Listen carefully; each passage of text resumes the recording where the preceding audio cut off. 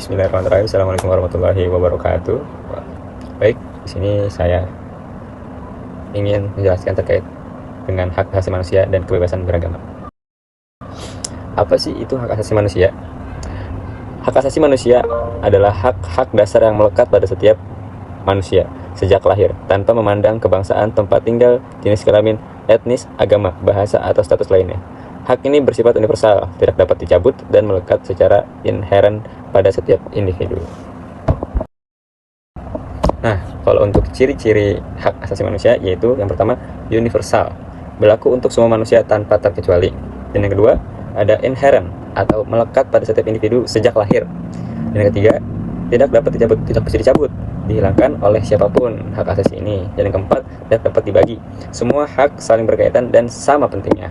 Yang kelima, bersifat tetap, tidak berubah sepanjang hidup manusia.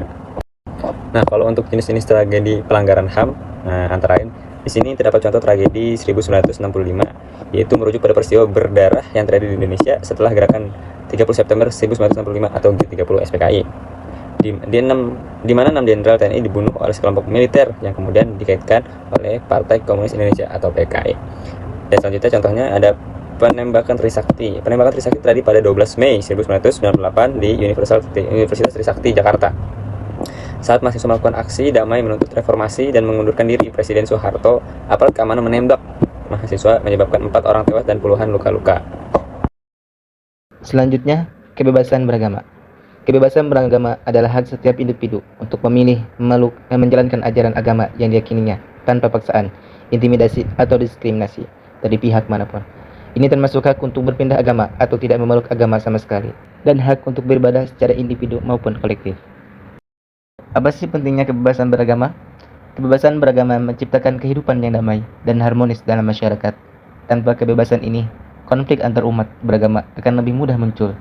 Kebebasan ini juga merupakan bagian dari penghormatan terhadap martabat manusia. Adapun tantangan dalam mewujudkan kebebasan, yang pertama, intoleransi antar umat beragama. Yang kedua, diskriminasi terhadap kelompok minoritas agama. Yang ketiga, penyalahgunaan wewenang oleh aparat ataupun kelompok tertentu. Yang keempat, kurangnya edukasi toleransi sejak dini. Baik, itu saja yang dapat kami sampaikan. Kurang lebihnya mohon maaf. Assalamualaikum warahmatullahi wabarakatuh.